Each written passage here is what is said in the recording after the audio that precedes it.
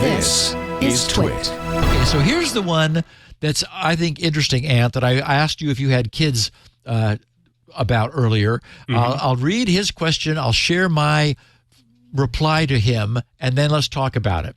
So a listener named Victor wrote, he said, "Howdy, Steve, longtime IT guy here, but recent, about a year listener, as I didn't really do podcasts until Security Now. I have a question for you that may be something of a rabbit hole, but I'm seeking opinions on parental controls.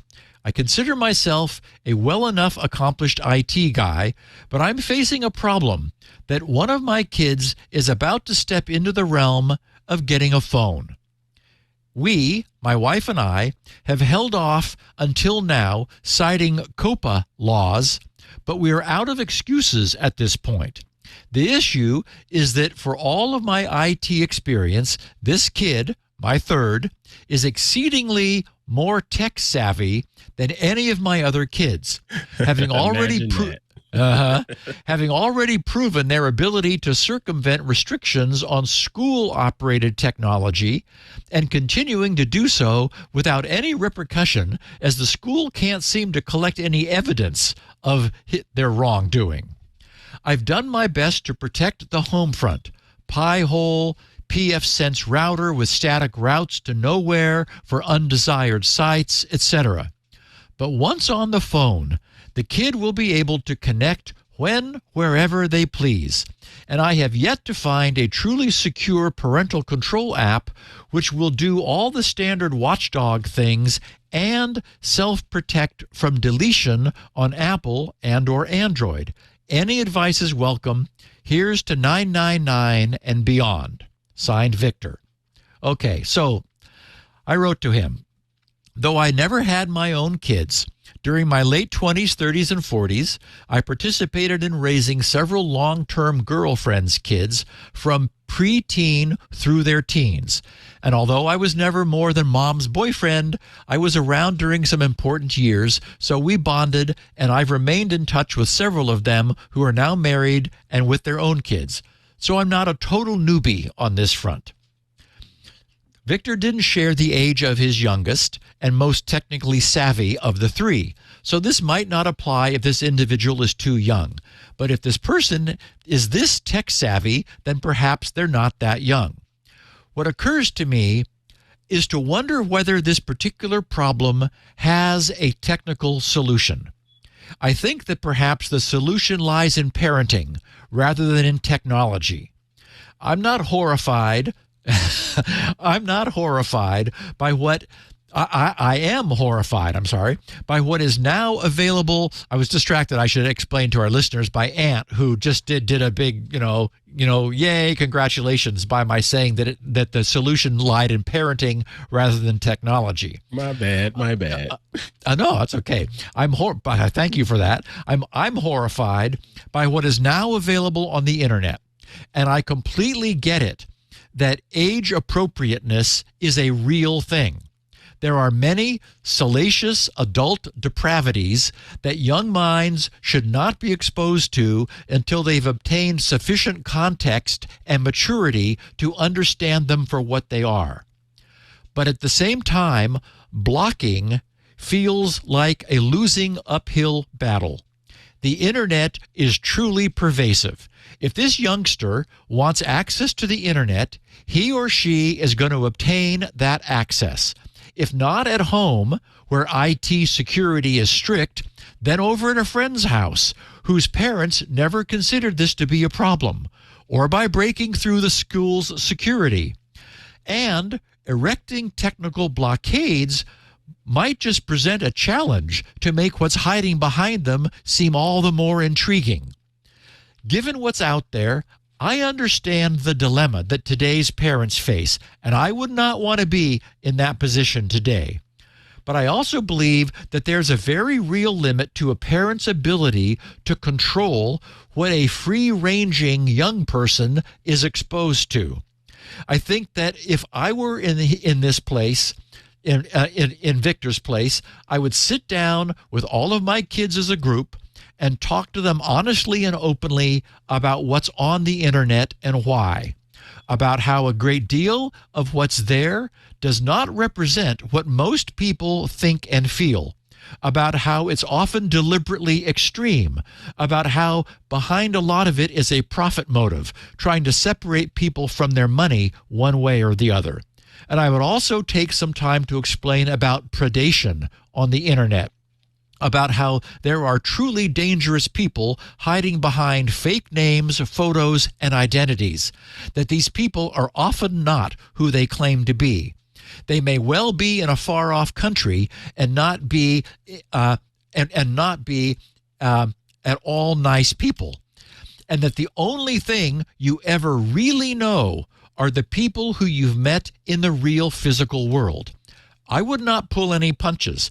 I'd tell them that I'm terrified by the idea of them being exposed to what's out there on the internet, and that the only thing that will keep them safe is their own common sense and keeping lines of communication open with their true friends in the real world and with their parents. And look here. First off, let me just give you an applause because everything you just said, we're pretty much in agreement here. I echo you. This stuff with the internet, and I think back to my time with my kids. Granted, they're older now. I have one in college. He's a junior in college. I have a high school senior, and my oldest boy, my stepson, he is I believe he's 25 now.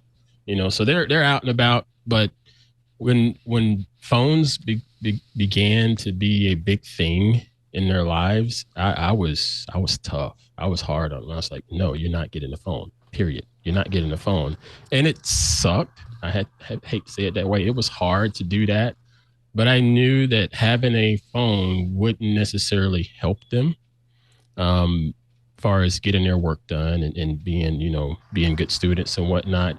But I also thought that it was going to lead to some social issues with kids being kids, because kids will make fun of you if you don't wear the right type of T-shirt for whatever reason. And if you don't have a phone, oh, your mommy won't let you have a phone. Exactly. So I knew I was going to be in it for that, but I thought in the long run, they were going to be better off. But just as you mentioned, I explained to them why. I explained to them the realities of the internet. There's a lot of things out there that are just, wow. But then there's also some good stuff on the internet, great information. And I had to teach them, there's going to need to be a balance. And right now, at this particular age, you're not ready for a phone.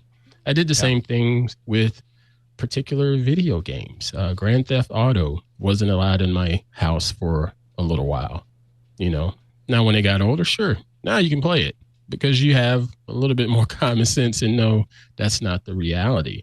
Right. But mentioned here in our Discord, I believe it was Berserk, it says 100% this kid would see the parents as a, quote, challenge.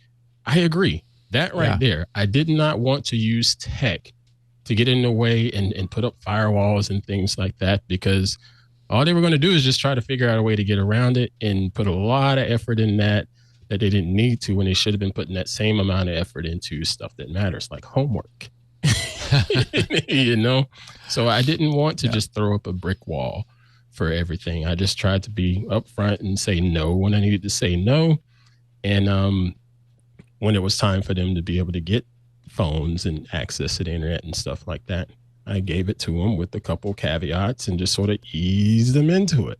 Well, and if nothing else, you're being that strong, even if they did go to a friend's house in order to, have their curiosity satisfied. The fact that you made such an issue of it, that, someone who, their dad was saying, this is really bad, even that would tend to create a barrier of caution that would serve to help them. It planted a seed, because there were instances where they would come back to the house after visiting, so-and-so relative, this cousin, this friend, or what have you. And they would pretty much tell me everything they saw the other kids doing, and they were not comfortable, and I had to tell them, okay, yes, thank you for letting me know.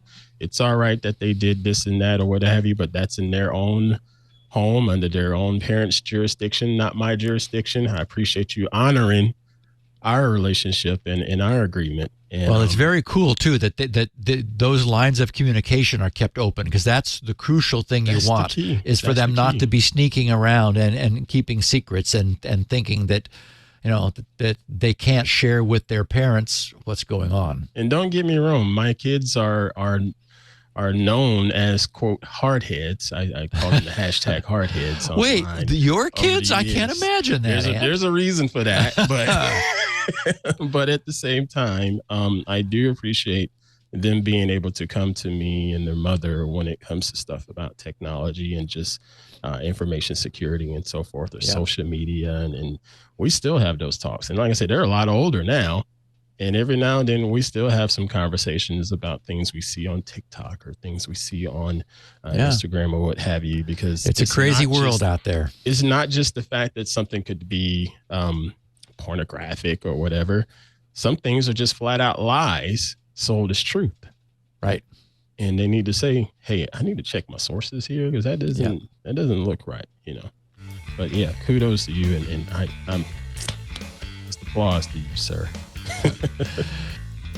Tech Break is brought to you by our friends at IT Pro TV, now called ACI Learning.